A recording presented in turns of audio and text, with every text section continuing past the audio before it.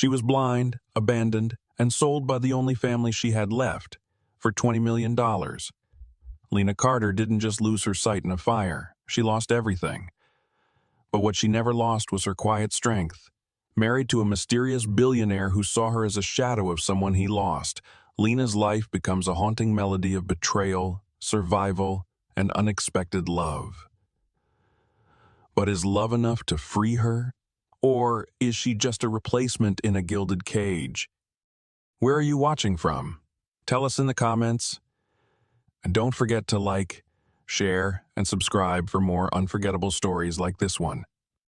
The air inside the Carter household was thick with heat and tension. Outside, the cicadas sang their endless summer lullaby, but inside, Derek Carter was pacing the creaky wooden floor like a man possessed. He kept glancing at his watch, muttering numbers under his breath, rubbing his palms together like they could conjure the money he didn't have. The house was small, tired, and sun-bleached, a constant reminder of everything he'd failed to become. Nora sat on the arm of the couch, arms crossed, eyes sharp. "She's blind, Derek," she said flatly, as if stating the obvious would halt the inevitable. "I know she's blind," he snapped, not looking at her. "But she's also 18, and that's old enough." "Old enough for what?" she challenged. "To be sold like cattle?" He stopped, turned. The words weighed heavy in the room, but he didn't deny them. He couldn't. "You think I want this," he said, voice rising. "You think I haven't tried every other way, loans, favors, God. I'd even thought about selling the house, but we'd still be drowning. This is the only way." There was a pause, then a slow, deliberate knock at the door. Derek glanced once at his wife, then walked over and opened it. A man stood there, tall, polished, and utterly out of place in this neighborhood. His suit was midnight black, tailored to perfection, and the way he smiled, calm, precise, was enough to make Nora's skin crawl. "Mr. Carter," the man said smoothly, "Grayson Holt." Derek stepped aside, letting him in. "Grayson," he said, trying to sound more confident than he felt. "Thanks for coming." They sat in the kitchen. Grayson didn't touch the coffee offered. His eyes roamed the house once, lingering only briefly on the worn piano tucked in the back garden, visible through the screen door. "You're sure about the price?" Derek nodded. $20 million. "Like we agreed." "And the girl?" Grayson asked, voice calm, detached. "She knows." "She will," Derek replied. "You have my word." Grayson leaned back. "I'm not interested in complications. I want it clean. Quiet." "You'll have it," Derek said. "There's just one more thing." Grayson raised an eyebrow. "You'll need to marry her," Derek added. "It doesn't have to be real. Real. Just enough that people won't start asking why a blind girl is living with some rich guy across town. She's still my niece." There was a pause, brief but thick with unspoken things. Grayson smiled, thin, calculated. "Fine, we have a deal." From the garden, behind the tall hedge and the worn screen door, Lena Carter sat at the piano bench, her fingers lightly grazing the keys. She was playing something soft, something from long ago. A lullaby her mother used to hum when nights were safe and the world was full of light. Now, she clung to the melody like it was a lifeline, a thread back to a version of herself she barely remembered. She didn't know they were talking about her. Not yet, but something in her gut twisted. The music faltered. She paused, tilting her head toward the house, her lips parting slightly, as if to catch the conversation hidden just beyond her reach.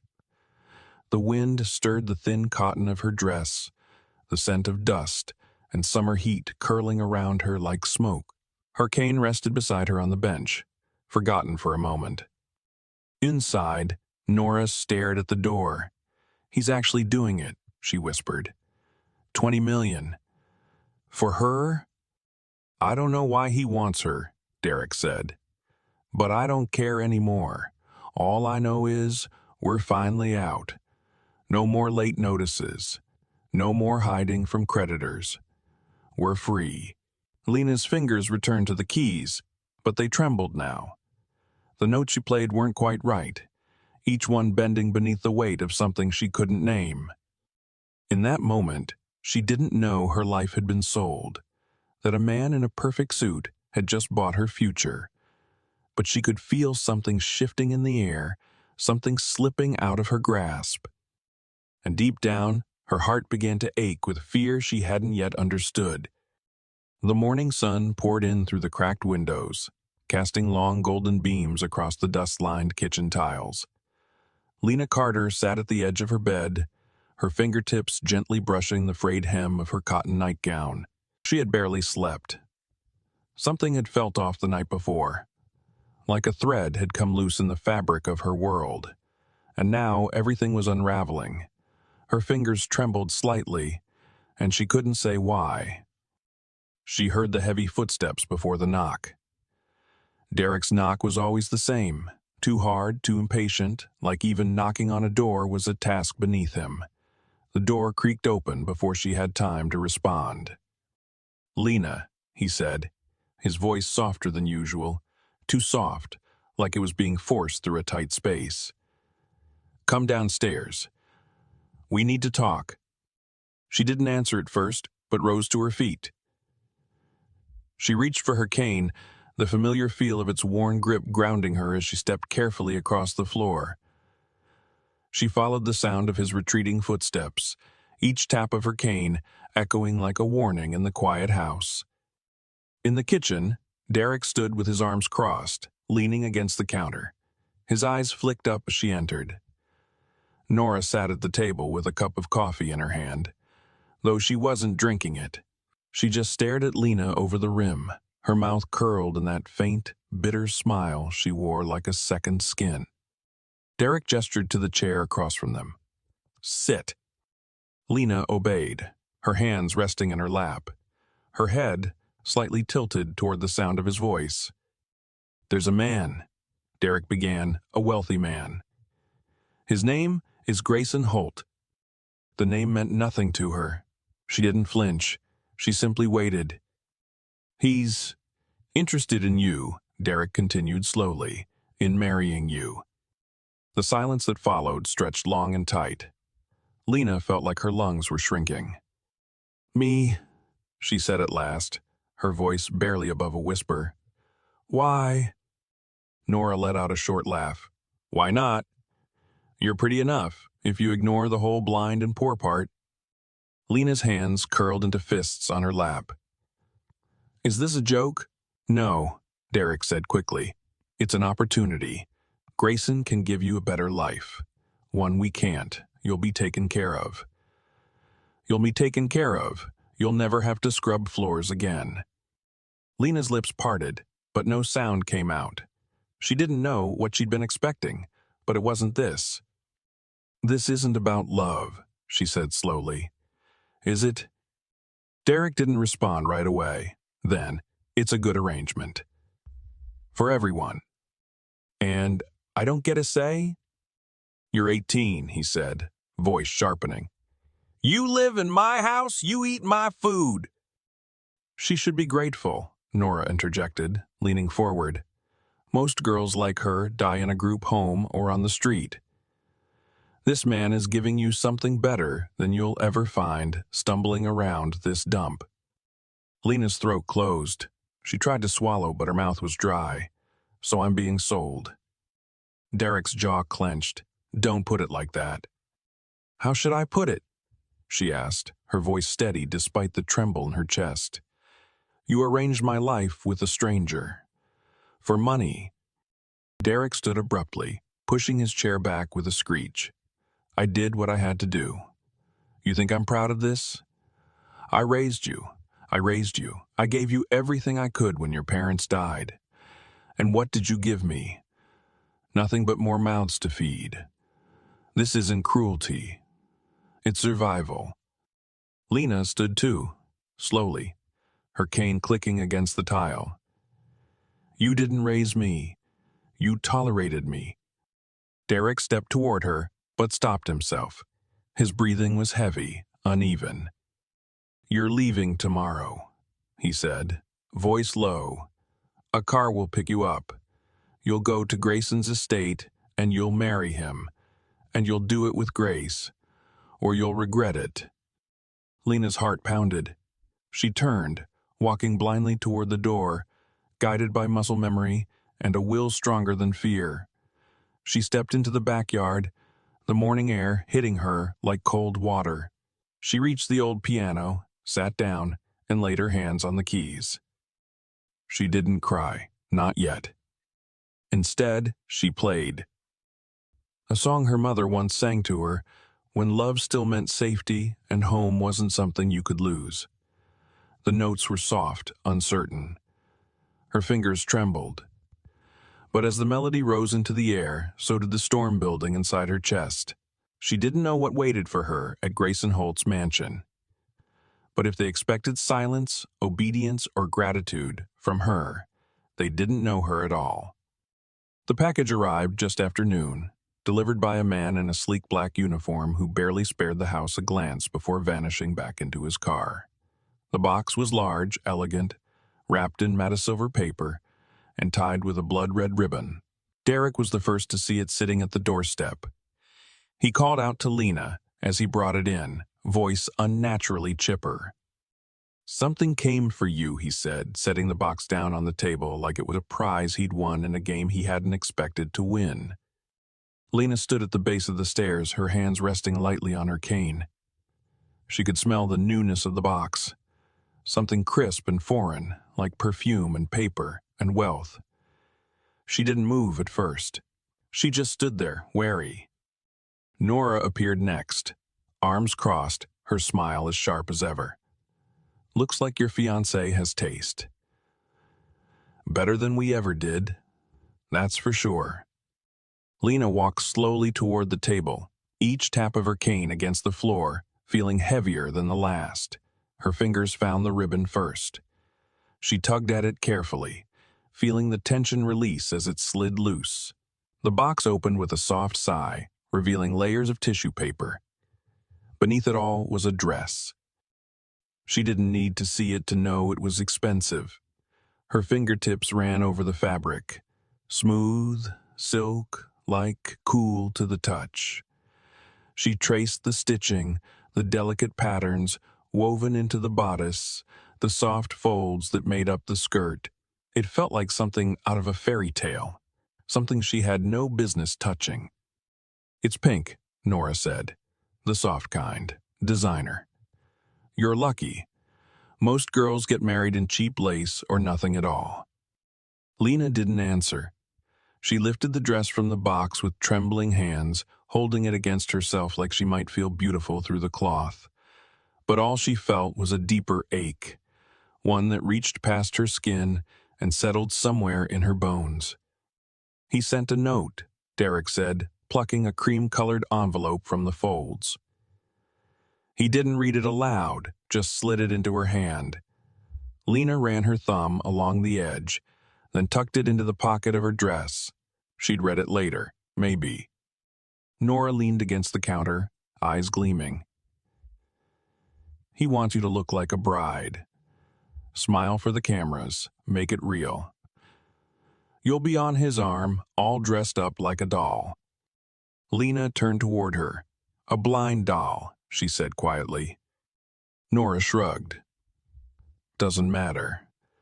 Men like him, they don't care what you can't see, as long as you know how to stay quiet and look grateful."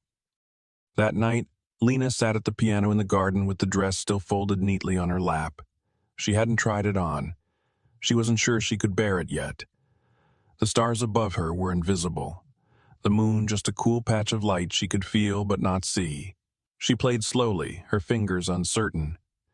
The music was fractured, delicate, like something made of glass and sorrow. In the distance, she could hear Derek laughing in the kitchen, talking about what he'd do with the money. A new truck. Maybe a small vacation. Nora wanted new kitchen tiles. They were already living off the pieces of her future. She didn't cry, not in front of them, but the tears came anyway, quiet, steady. As she leaned forward, her forehead resting against the cold wood of the piano. She didn't know what Grayson Holt saw in her. Maybe he didn't see her at all. Maybe that was the point. Maybe a blind girl made the perfect wife for a man with secrets. As the breeze stirred the trees and the soft notes of her song drifted into the night, Lena wrapped her arms around the dress. It felt too soft, too beautiful. Like a lie made of silk. She wondered if this was how every bride felt the night before their wedding. Hollow. Terrified. Already disappearing. She stayed there long after the music stopped, holding the dress like it might explain something. Like it might tell her what was waiting on the other side of tomorrow. But it said nothing. Just shimmered in the moonlight she couldn't see. A ghost of a life that didn't belong to her. The wedding came like a dream Lena couldn't wake from. Too vivid to be real, too strange to feel true. The day began with unfamiliar hands dressing her, brushing her hair, fastening delicate pearl earrings into ears that heard every murmur, every sigh, every whisper behind closed doors. The dress, the one Grayson had sent, fit her perfectly, as if it had been molded to her body. It slipped over her like water, cool and impossibly smooth. Everyone around her moved with purpose, as if she were the centerpiece of something grand and expensive, something that didn't require her consent to shine. No one asked her if she was nervous. No one asked if she was ready. They only spoke in clipped tones, making sure the details were perfect.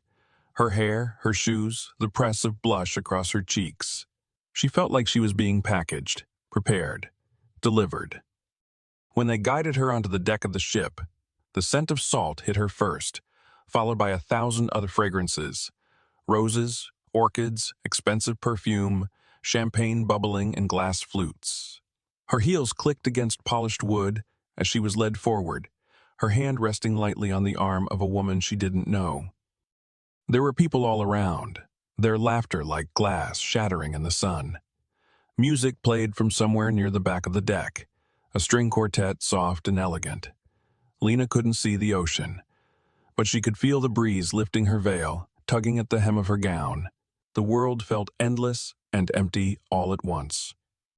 When she reached the altar, someone took her hand. Warm, firm, unfamiliar. Grayson. She could tell by the way he held her fingers like they were something breakable. He didn't speak. Neither did she. Their silence said enough. The officiant's voice rose, smooth and practiced, talking about love and commitment and vows that meant nothing here. Lena stood still, her face turned toward the sound, her other senses working overtime.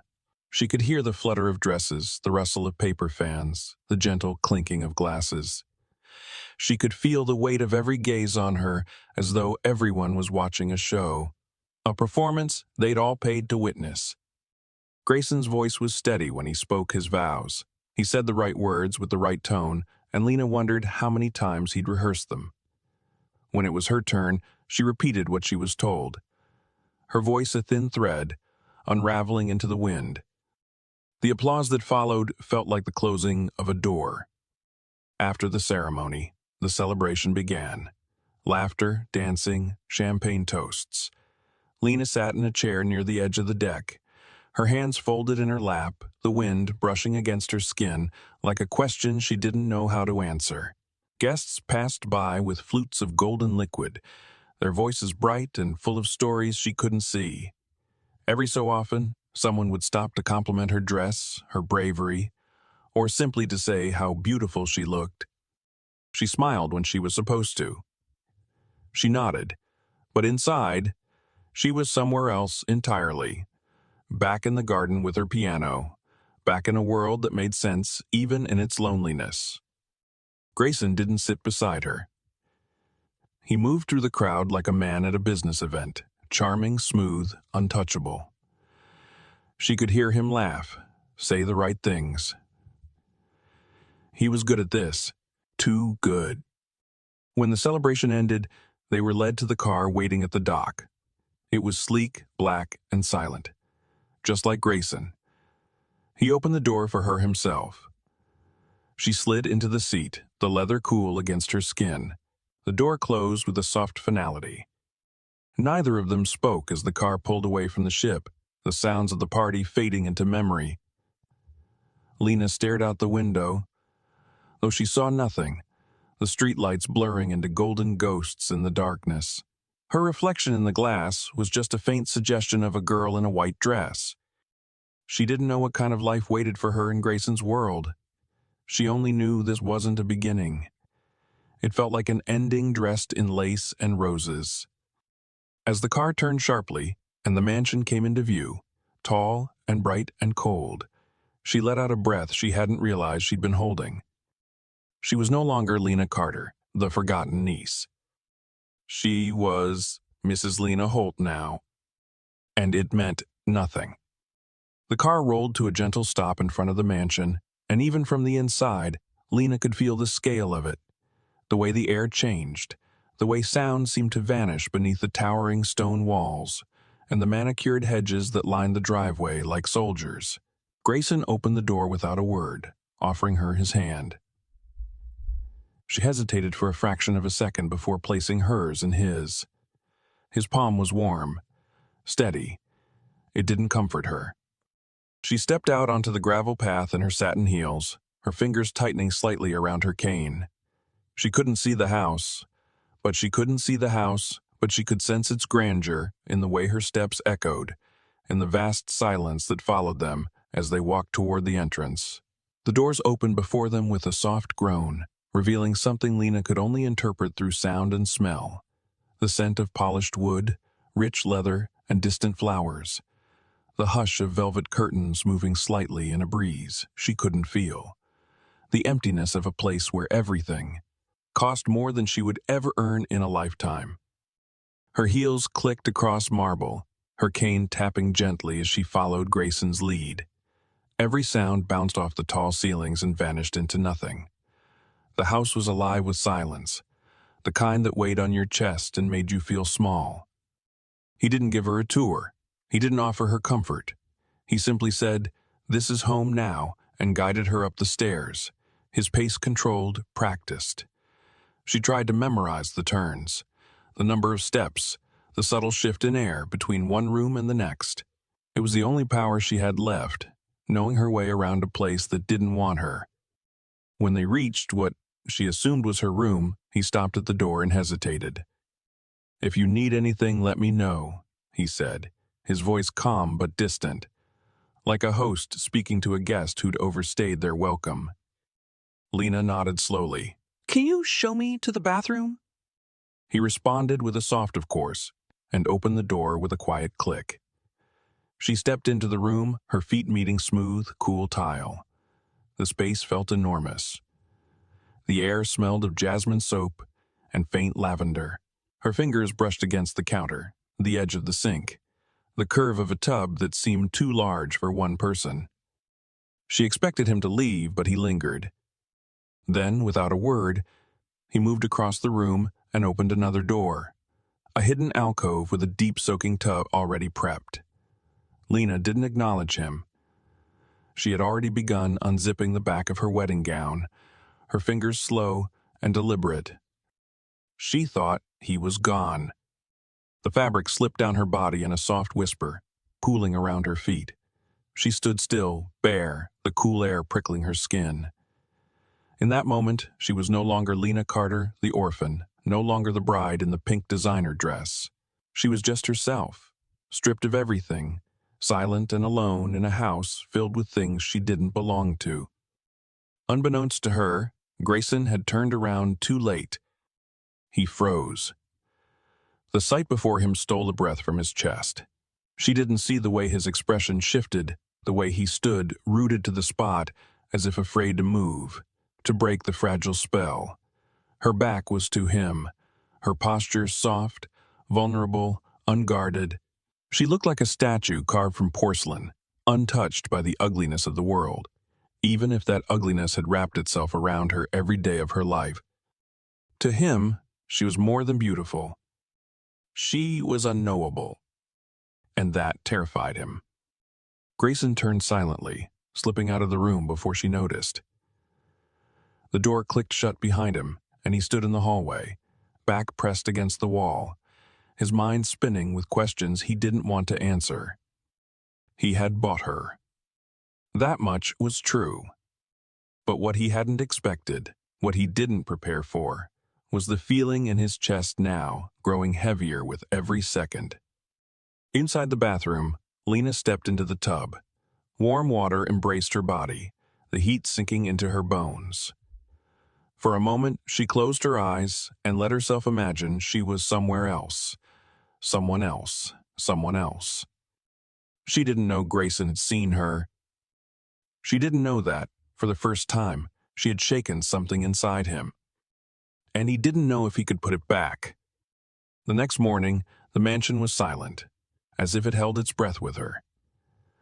Lena woke in a bed that felt too soft, too large, surrounded by textures she couldn't name. Her fingers sank into the quilt, brushing against intricate embroidery that served no purpose but to look beautiful. Something she could never quite appreciate the way others did. She sat up slowly, disoriented. There was no knock at the door, no voice calling her down for chores, no barking orders from Nora. Just stillness. It was the kind of quiet that didn't feel peaceful. It was the kind of quiet that didn't feel peaceful. She moved through the room carefully, her cane tapping over marble and plush carpet. She found her way to the closet, larger than her entire bedroom back home, and felt along the rows of unfamiliar clothes. Everything was delicate, luxurious. Dresses that felt like cloud and silk, shoes with heels she could barely balance in. None of it felt like hers. She chose a simple cotton dress and dressed in silence.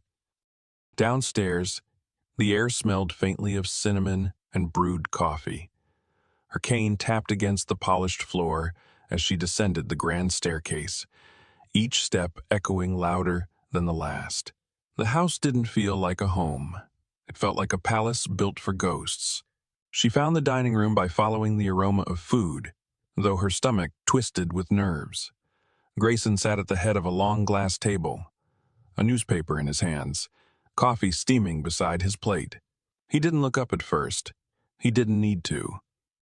"You're up," he said, voice calm and unreadable. "I didn't know where to go," Lena replied softly, standing near the entrance, unsure if she was even welcome at the table. Grayson folded the paper neatly and set it aside. "You can sit," he said. "You live here now." The words didn't comfort her. You live here now. As if residency could replace belonging.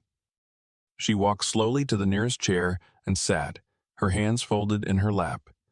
The silence between them stretched as servants came and went, bringing silver trays she couldn't see, but could hear being set down gently, the clink of utensils, the soft poured juice. No one said a word to her.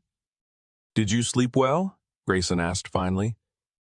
"I think so," she said. "It's strange." What is? "Being somewhere so quiet," she replied, her fingers brushing over the linen napkin. "So clean. So. Grayson didn't respond right away. "You'll get used to it," he said at last, though something in his voice made her wonder if he ever had. She didn't eat much. Her appetite was faint, dulled by the weight of too many questions and too much unknown. After the meal, Grayson stood and offered to show her the house. She hesitated, then nodded. He didn't offer his arm, but he moved slowly, describing the layout as they walked. Though he kept his distance, his words clipped and precise. "This is the sitting room. We rarely use it. There's a small library on the left. The study's through here, but you'll probably never need it. Upstairs are the guest rooms. You're free to go where you want." She paused when they passed a set of heavy double doors. Her fingers reached out, grazing the frame. "What's in here?" she asked. Grayson's steps halted. The air shifted. "That room stays closed," he said simply, his voice suddenly flat. She felt the cold edge in his tone and nodded, stepping back. They finished the tour in silence, and he left her near a sunlit sitting area that smelled of fresh roses and leather-bound books. Lena sat alone, her mind racing. Everything was pristine, untouched, almost staged. It was a life of curated beauty, built for someone who saw everything. But she saw nothing, except the way it made her feel. Isolated, unwanted, like she was playing a role she never auditioned for. Hours passed. Grayson disappeared into his study. Servants moved like shadows. No one spoke unless spoken to. Eventually, Lena found her way outside to a quiet stone bench in the garden. It wasn't like the wild, overgrown one back home, but it had real flowers. The breeze was soft, and the scent of jasmine hung in the air. She sat there listening to the wind, the distant chirp of birds, the occasional rustle of leaves. And in the silence, she whispered to herself, "What am I doing here?" Somewhere inside the house, Grayson stood by a tall window, watching her from a distance he didn't know how to close. The days passed like ripples on still water. Quiet, slow, almost surreal. Lena moved through the mansion like a ghost, her cane tapping rhythmically against marble and hardwood. No one stopped her. No one welcomed her either.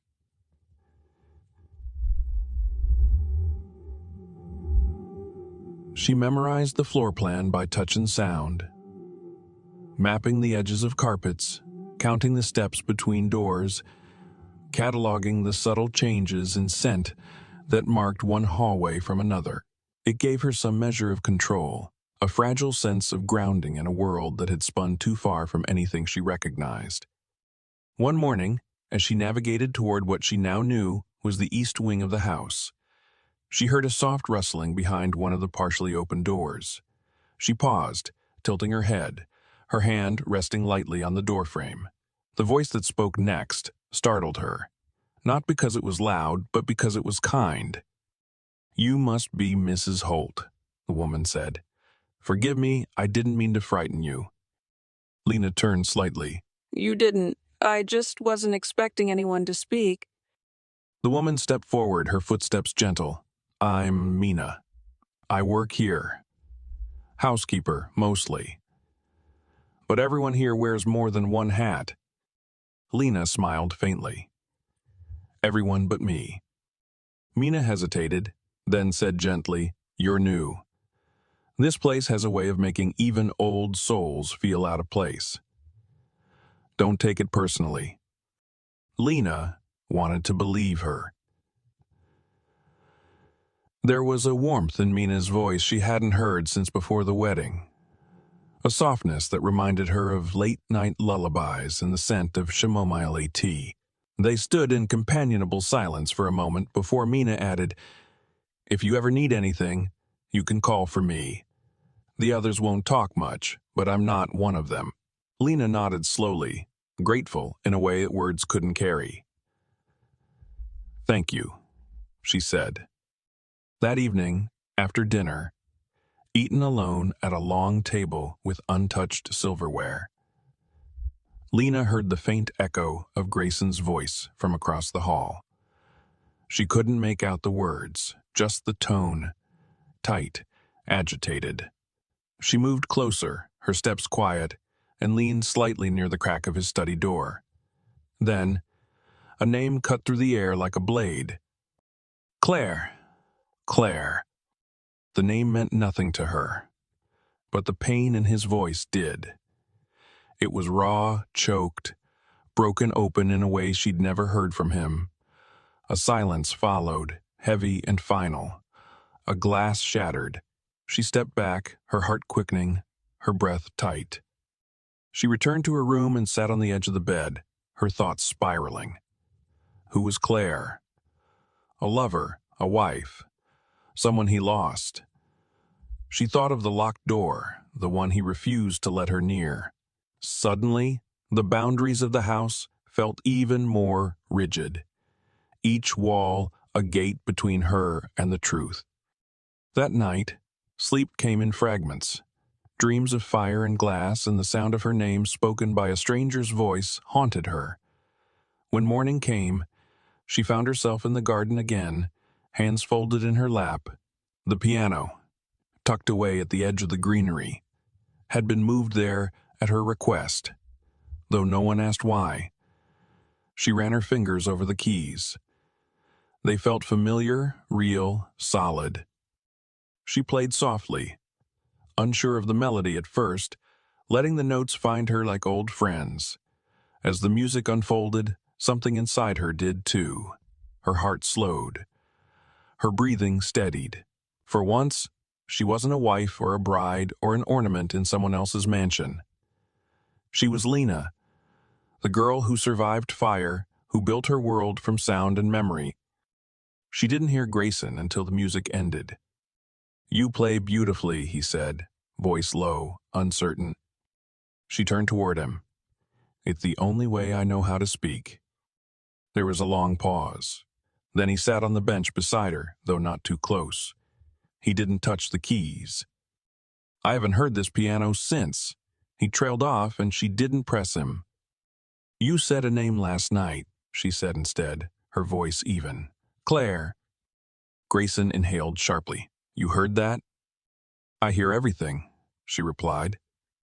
He didn't answer right away. Then, softly, "She was my fiancée. She died." Years ago? The weight of his confession fell between them like an invisible curtain. Lena said nothing. She only turned back to the piano and began to play again, the melody gentler now, as if she were stitching closed something fragile. And beside her, for the first time, Grayson listened. It was a week later when Lena's fingers brushed against the heavy double doors again. They stood tall and unmoving at the far end of the hall, silent sentinels guarding whatever past Grayson refused to share. She had passed them many times during her quiet walks, her cane tapping lightly on the polished floors, but today she paused longer, her hand lingering on the cool, carved wood. She didn't try to open them. She didn't need to. The weight behind them could be felt without touch. Whatever lived in that room wasn't meant for her. Not yet, but the questions inside her were growing like vines, twisting through her thoughts, wrapping around her heart. That night, over another quiet dinner, she asked, "What's in the locked room?" Grayson glanced up from his plate. He was always poised, composed, but the way his hand stilled on his fork told her she had hit a nerve. He didn't answer immediately. His jaw clenched slightly. "It's private," he said again, his voice gentle but firm. "Private or forbidden?" He looked at her then, really looked, and for a moment she thought he might say more. But he didn't. He simply stood and left the room, his footsteps disappearing into silence. The next day, she found Mina in the laundry room folding linens. "Who was Claire?" Lena asked softly. Mina paused, her hands stilling on the fabric. The air thickened between them. "You shouldn't ask about her," Mina replied, her voice cautious. "She was his fiancée," Lena said. "He told me, but that's all." Mina folded the last sheet and placed it on the stack before turning to Lena. "Claire lived here," she said slowly. "She was kind, beautiful, and she loved music. Played the violin almost every evening in the garden." Lena imagined it, the soft strings, the breeze weaving through the notes, the echo of something once lovely. "She died in that room," Mina added after a beat. "At least, that's what they say. No one's gone in there since." Lena felt the cold settle into her chest. "How?" "They say it was an accident. She fell. Or maybe she jumped. No one really knows." Mina looked down, After she died, Mr. Holt changed. He closed the room, fired half the staff, went quiet. He disappeared for almost a year before he came back and started. Well, whatever this is. Lena didn't speak for a long time. Her thoughts tangled in new ways. Claire wasn't just a name. She was a presence that still lived in the corners of the house, in the silence between Grayson's words. In the soft way, he looked at Lena when he thought she couldn't see. That evening, Lena returned to the garden. She played again. This time, not for herself, but for the ghost she now knew existed. The notes were softer, more tentative, like footsteps on hollow ground. She felt him approach before he spoke. "I never opened the door again," Grayson said, from behind her. Lena kept playing, her hands steady. "Why?" He sat beside her, close but not touching. "Because the night she died, I found her there. And I couldn't forget the way she looked." Lena didn't ask what he meant. She didn't need to. "She was supposed to be my future," he whispered. And then she was just... Silence bloomed between them, the kind of silence that hurts to sit inside. "I thought maybe marrying someone like you," he said carefully, "someone who couldn't see the past, maybe that would help me forget it." Lena stopped playing. Her fingers hovered above the keys. "I may be blind, Grayson," she said quietly, "but I see more than you think." He looked away, and she felt the walls between them tremble, just slightly. They sat there as night settled in around the garden. The scent of flowers thickened the air. The stars invisible but somehow present. Lena began to play again. And this time, when the music rose into the night, it wasn't just for her. Or for Claire. It was for the broken man beside her. And the locked room that could only stay shut for so long. It was a slow afternoon when whispers began. Lena had grown accustomed to the rhythm of the house, its stillness, its carefully measured movements, the soft rustle of papers from Grayson's study, and the occasional clink of dishes from the kitchen. But that day, the hush was broken by a voice she didn't recognize. A man. Sharp-sounding, with the kind of polished confidence that came from wealth or arrogance. Maybe both. He spoke quickly, and she couldn't make out every word, but one sentence floated to her from the drawing room like a blade dipped in honey. "She looks just like her." Lena froze mid-step, her fingers tightening around her cane. She turned toward the source of the voice, but by the time she moved closer, the conversation had already shifted. Grayson's voice followed, low and curt, masking tension beneath civility. She stayed hidden in the hallway, her breath held like a secret. "Drop it," Grayson said sharply. "It's not the same." "Sure," the man replied. "But she's a mirror, Grayson. You can't pretend you don't see it." I said, "Drop it." The silence that followed felt dangerous, like something fragile cracking beneath the weight of denial. Lena turned and slipped away, her heart thudding, her thoughts spinning. That night, she sat in her room, running her fingers over the petals of a dried rose she'd found pressed in one of the old books from the library. It had once been red. She could still feel the faint ridges of color, long faded. Someone had loved it enough to keep it, to preserve something fleeting. "She looks just like her." She turned the words over in her mind again and again, like a puzzle that refused to fit. Her mind went to Claire, the way Grayson had spoken of her. The way Grayson had spoken of her. The music in the garden. And now this stranger, confirming what she'd only suspected. Was she a replacement?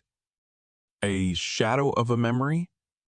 Or worse, was she an echo of someone he couldn't let go? She thought about confronting him, but the words caught in her throat. What would she say? "Did you marry me because I look like a dead woman?" The idea chilled her. Later that evening, she found herself at the piano again. The garden was quiet, the night warm and still. Her hands moved slowly over the keys, the melody uncertain, hesitant. She wasn't sure if she was playing to soothe herself or summon something hidden. She heard the footsteps long before he spoke. "You heard him?" Grayson said from behind her. She paused, her fingers hovering above the keys. "I did." He exhaled. "It's not what you think." "Then tell me what it is," she said quietly, not turning around. "Because I'm starting to feel like I'm not here for me. Like I'm filling a space someone else left behind." Grayson moved closer. Claire was everything to me. I lost her in the worst way, and for a long time I didn't know how to live without her. I told myself I didn't want to. Lena turned her face toward him. "So you found someone similar? Someone who couldn't see the ghosts in your house?" He didn't deny it. She swallowed the lump in her throat. "Do I matter to you? Or is this just grief in disguise?" "You matter," he said, his voice rough. "You matter more than I ever expected. But only because I remind you of her." Grayson was silent. That silence stretched too long, too sharp. Lena stood slowly, the piano bench creaking behind her. "I may not see your ghosts, Grayson, but I feel them. And I won't compete with a memory." He stepped forward, reaching out, but stopped short. "I didn't bring you here to hurt you." "Then stop treating me like someone else," she whispered.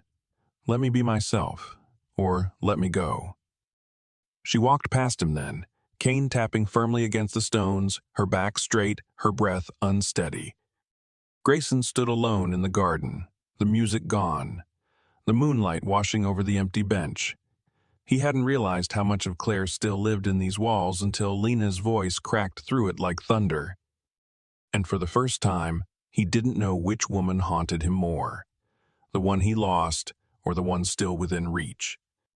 The storm rolled in without warning. One moment, the sky was a dull, cloudless gray, and the next, rain was pouring in thick sheets against the windows, the wind howling like something feral. The world outside blurred into a smear of shadows and water, and the mansion, for all its size, suddenly felt smaller, cut off from everything. Lena stood near the tall glass doors of the conservatory, her fingers resting on the cool pane.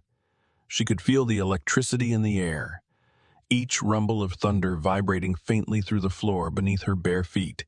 Her cane leaned against the wall, forgotten for a moment. She didn't need it here. Not when the entire house had memorized her movements, or perhaps she had memorized it. It was hard to tell now. Grayson hadn't spoken to her since that night in the garden, but she felt his presence everywhere, like a weight pressing against the walls, like a storm inside the house that mirrored the one outside. She'd never known silence to carry so much tension. By evening, the rain was relentless, hammering the roof like fists of water. Power flickered once, then steadied again. The staff had been dismissed early, and Mina had retired to her quarters. It was just the two of them now, and that knowledge pulsed in Lena's chest with a nervous rhythm. She heard footsteps echo down the hall, unhurried, familiar. Grayson appeared at the edge of the room, the soft thud of his shoes pausing as he took her in, standing at the window like a statue made of shadows and thought. "You always find the quiet places," he said. Lena didn't turn. "They're the only places that feel honest." He walked closer, stopping a few feet behind her. "You're angry with me." "I'm not angry," she replied. "I'm tired. There's a difference." A pause stretched between them, filled with rain and everything they hadn't said. "I never meant to use you," he said at last. "I know it must feel like that. Maybe it even started that way, but it isn't who I want to be anymore." Lena turned then, slowly. "Then, who do you want to be?" He looked at her, truly looked, and for once there was no mask, no polished restraint in his expression. Just a man haunted by choices. Someone who doesn't live in the past. Someone who doesn't live in the past. Someone who deserves your presence. Lightning flashed, illuminating the room in brief, stark brilliance. Lena's features were cast in silver light, delicate, unreadable. She stepped closer, her voice quiet but steady. You talk about Claire like she's a wound you don't want to heal. But I'm not here to replace her, Grayson. I'm not her echo. I'm not her shadow. I'm not her shadow. I'm not your cure. I know, he said. And I'm not asking you to be. Then why did you buy me? The question came out sharper than she intended, edged with something raw. Grayson didn't flinch. Because I thought I could control something for once. Because I thought giving you a new life would fix what was broken in mine. But I was wrong. She exhaled slowly, absorbing the weight of his honesty. The thunder cracked again, loud and sudden. A lamp flickered beside them. Without thinking, Lena reached out, her hand brushing against his arm. It was a simple gesture, but it stopped the air between them. He looked down at her hand, then at her face, so close, so unreadable. You can't rewrite the past, Grayson, she said, but you can choose what you do with what's left. He nodded, just once. And if I choose you? She didn't pull her hand away. Then don't make me feel like I'm a ghost in someone else's story. They stood there in the quiet hum of the storm, something shifting in the stillness. Not quite forgiveness, not yet love, but the fragile start of something real. The walls didn't feel as cold. The silence didn't sting the same. For the first time, Lena didn't feel like a transaction. And for the first time, Grayson wasn't trying to forget. He was learning how to begin. The knock on the door came 2 days after the storm. It was sharp, insistent, and wrong in a way Lena could feel in her bones. Grayson had been in the library, and when the sound echoed through the house, something in him went still. She heard his footsteps cross the foyer, slow and tense. She remained by the staircase, her hand resting lightly on the banister, listening. Derek, Grayson said flatly. Lena's heart froze. Didn't expect to see you again, Grayson added, his voice laced with steel. I'm sure you didn't, Derek replied, breezing in like he owned the air. But I figured, with all the money you've got now, you wouldn't mind helping out a little more. Family loyalty and all that. Lena didn't have to see him to imagine the smug look on his face. She could hear it in his voice, that familiar sneer wrapped in fake warmth. She came down the stairs slowly, her cane tapping, her back straight. What do you want, Derek? She asked, stepping into the entryway. Her voice was calm, but her stomach churned. Well, well, Derek said, surprised. Look at you, living large, huh? Fancy house, fancy dress. I always knew you'd end up with someone rich. You sold me, she said, without hesitation. Not married me off. Not gave me a better life. You sold me. His smile faltered. Now hold on, No, she cut in. You don't get to talk over me anymore. The room went still. Even Grayson was quiet, watching her. Lena stepped closer. You came for more money, didn't you? That was always the plan, right?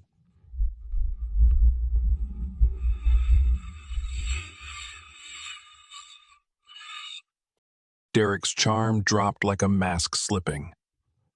You owe me, Lena. I took care of you when no one else would. Fed you, clothed you. You humiliated me. Starved me of kindness. Let your wife treat me like garbage and watched your son mock me like I wasn't even human.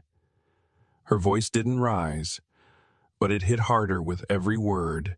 You didn't raise me. You kept me like an inconvenience, until I was worth something. He scoffed. You think you're better now? Just because you married into money? No, Lena said, her chin high. I'm not better because of this house. I'm better because I survived you. Derek opened his mouth to speak, but Grayson stepped forward, his expression unreadable. She's not your business anymore, Grayson said coldly. And if you ever show up at my door again, I won't be as patient. Derek's eyes darted between them, realizing too late that the power he once held had vanished. He turned without another word and stormed out, the doors slamming behind him. The silence left in his wake was thick and trembling. Lena stood still for a moment, trying to steady her breathing. I'm sorry, Grayson said, moving beside her. I didn't know he would come back. I did, she whispered. People like him always do. Grayson touched her arm gently. You didn't have to face him alone. But I did, she said, and I needed to. He nodded, understanding, though his eyes still carried worry. That night, Lena sat alone at the piano. The moonlight filtered through the tall windows, soft and pale. Her fingers moved slowly across the keys, but the notes were stronger now. Firmer. She wasn't playing to escape anymore. She was playing because the music was hers. When Grayson entered the room, he didn't interrupt. He just stood there, watching her. And when the music faded, he stepped forward and knelt beside the bench. I've made mistakes, he said. I can't change how this started, but I don't want to own you, Lena. I want to choose you, and I want you to choose me, if that's what you want. She turned toward him, heart tight in her chest. Then don't put me in a cage and call it safety. I won't, he said, not anymore. And for the first time, the space between them felt open. Like a door, gently left ajar, waiting for her to step through on her own terms. The morning of the opening ceremony arrived with a quiet stillness. The house no longer felt like a cage. It had softened somehow, shed its coldness. The walls echoed less and breathed more. In the weeks following Derek's final visit, Lena had begun to carve out a life that belonged to her. And, for the first time since she arrived, she woke not with fear or dread, but with purpose. She stood at the mirror, fingers smoothing the fabric of her simple, flowing blue dress. It wasn't silk or designer. It was cotton, soft against her skin, and chosen by her. Soft against her skin, and chosen by her. Something she could move in, something she felt herself in. Grayson had offered her a driver, a stylist, a dozen unnecessary things. She'd refused them all. The newly restored music room, the one once locked and heavy with grief, had been transformed, not into a shrine, but into a space for the living. Sunlight now poured through the tall, arched windows, falling across rows of neatly arranged chairs, a freshly tuned piano, and a small sign at the entrance that read Harmony School for the Blind. The first group of students would arrive today. Children with canes, with curious hands and quiet questions. Children like Lena had once been alone, invisible, afraid. But not anymore. Mina helped set out the refreshments in the adjoining sitting room, her smile wide and proud. You know, when I first met you, I didn't think you'd last a week in this place, she said with a wink. Now look at you. I didn't think I'd last either, Lena admitted, adjusting the hem of her sleeve. But I had a few surprises left in me. From the doorway, Grayson watched her. He was dressed plainly today. No tie, no tailored jacket, just a soft gray shirt and dark slacks. He didn't carry the air of a man hiding behind money anymore. Instead, he carried something quieter, something real. You're glowing, he said. She turned her head toward him, smiling. I'm sweating. He laughed. That too. As the first guests began to arrive, friends from the community, a few benefactors, and the children accompanied by their parents. Lena greeted them all by name. Her fingers learned faces. Her voice guided them gently through the space. No one asked her how she lost her sight. No one looked at her with pity. She was a teacher, a founder, a woman with vision in every sense that mattered. The ceremony was brief, but heartfelt. Grayson said a few words, his voice low and warm, his gaze always drifting back to her. Then Lena was invited to speak. She stood in front of the small crowd, hands clasped gently before her cane resting beside her leg. "I used to believe the world had nothing left to offer me," she began, her voice steady. "I believed I was broken, a burden, a girl whose life had ended the night the fire stole her sight. But music gave me a voice when I didn't have words. And this house, this place, gave me the silence I needed to hear myself again." She paused, breathing in the moment. "There are many kinds of blindness," she continued. "Some are seen, others are chosen. But there is also a kind of vision, that comes from the heart. It's that vision that brought us here today." When she sat down again, the room erupted into soft applause. She couldn't see the tears in Grayson's eyes, but she felt them when he took her hand later, gently, and whispered, "You saved me, too." That evening, after the children had gone and the house was quiet again, Lena stood in the music room alone. She ran her fingers along the piano's keys, then sat down and began to play. The song was new, hers entirely, no ghosts in its melody, no shadows, just hope, just breath, just light. Grayson entered without a word and stood behind her, listening. When she finished, he placed his hand on her shoulder. She reached up and covered it with hers. "I don't know what comes next," she said softly. "Neither do I," he replied. "But we'll figure it out." She smiled. For the first time in a long time, her life wasn't something being written for her. It was something she was composing, note by note, choice by choice, with her own hands. Life lesson. Lena's journey reminds us that no matter how broken we feel, we are never defined by what others do to us. We are defined by how we rise from it. She was sold, silenced, and shaped by circumstances that sought to diminish her. But even in darkness, she discovered strength. She refused to be just a shadow of someone else's past, and through pain, she found purpose. Her blindness didn't limit her vision, it sharpened it. She learned to listen with her heart, to create beauty in places where love once withered, and to reclaim control over her own story. This story teaches us that healing isn't about forgetting the past. It's about confronting it, reshaping it, and choosing not to let it dictate who we become. True freedom comes not from being saved by others, but from choosing ourselves, especially when no one else will.